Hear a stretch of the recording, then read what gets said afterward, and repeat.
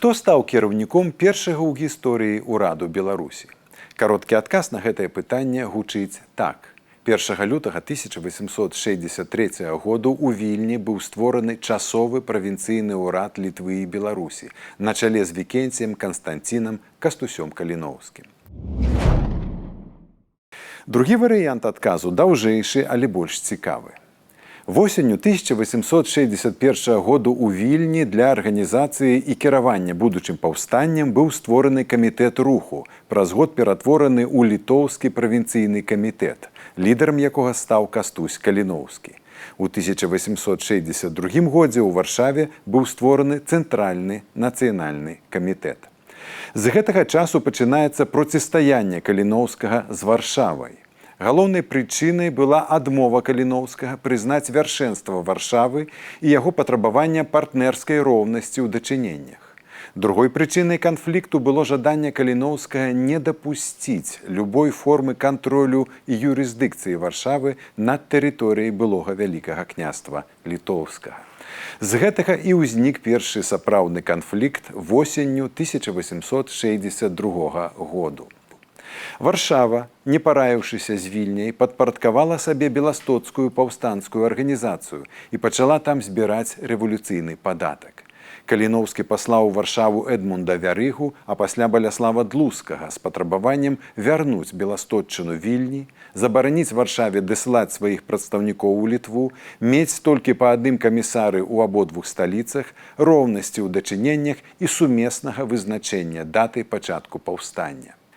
Варшава беластотчыну вярнула, роўнасці не прызнала і паўстанне пачала без узгаднення з Вільняй. Гэта адбылося ў ноч на 23 студзеня 1863 году. Цэнтральны нацыянальны камітэт у Варшаве быў ператвораны ў часовы нацыянальны ўрад.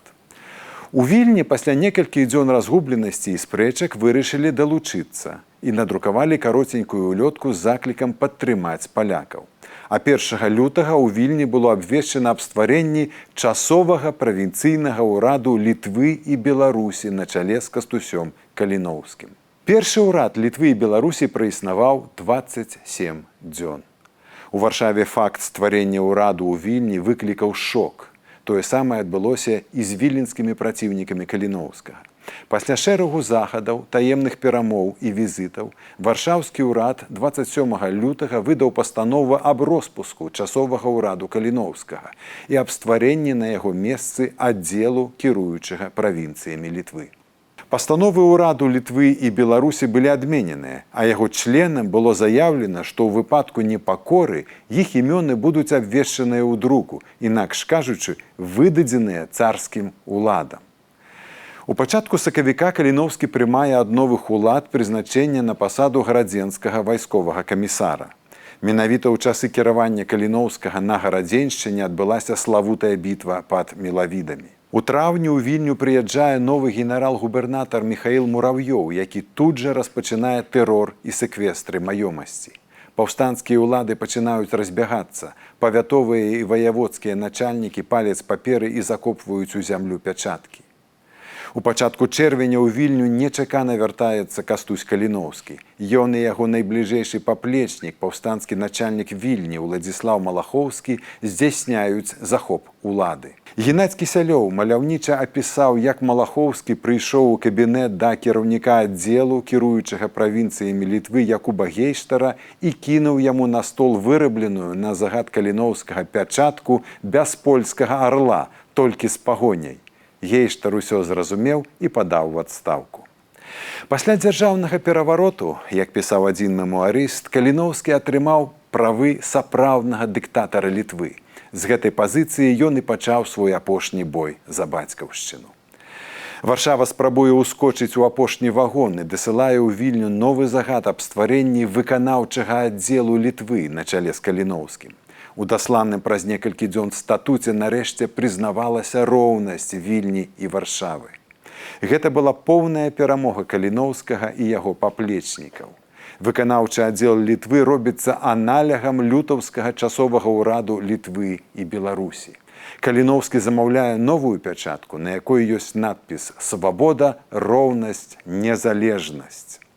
З таго часу і да арышту 29 студзеня 1864 году Каліноўскі дзейнічаў як лідар, цытую, незалежнай дзяржавы Літвы і Беларусі. Гэта ягонае азначэнне, якое дайшло да нас праз сведчанні сучаснікаў. Што гэта азначае для нас сённяшніх? У сярэдзіне 19 стагоддзя на сутыку эпох рамантызму і мадэрну па ўсёй Еўропе актывізаваліся нацыянальныя рухі. Працэс гэты ахапіў і славянскія народы. Ва ўсходняй частцы Еўропы з апераджэннем суседзяў актыўна фармавалася мадэрная польская нацыя, якая ў рамках пошуку гістарычных аргументаў спрабавала ахапіць сабой усю тэрыторыю былой Рэчы Паспалітай. Аднак новай Польшчы не ўдалося тады цалкам усвядоміць сябе ў межах Рэчы Паспалітай, бо гэтаму перашкодзіла дзейнасць Каліноўскага і яго паплечнікаў.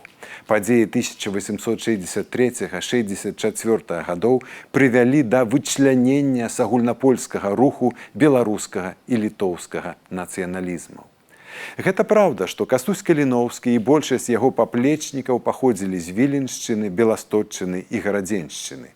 Але прысутнасць у шэрагах ягоных аднадумцаў Станіслава Сенгіна з Гомельшчыны, Міхаіла Аскеркі і Цэлястына Ціханаўскага з Магілёўшчыны, Арцёма Вярыгі-Дарэўскага і Марцэля Карафы-Корбута з Віцебшчыны, Уладзіслава Малахоўскага і Францішка Юндзіла з Берасцейшчыны, не кажучы ўжо пра шматлікіх ураджэнцаў Меншчыны, паказвае, што мы маем справу з завяршальным этапам нацыянальнай кансалідацыі. Таму варта паўтарыць яшчэ і яшчэ раз. 1 лютага 1863 году, у дзень стварэння часовага ўраду Літвы і Беларусі, узнікла першая ў гісторыі палітычная суб'ектнасць новай Беларусі.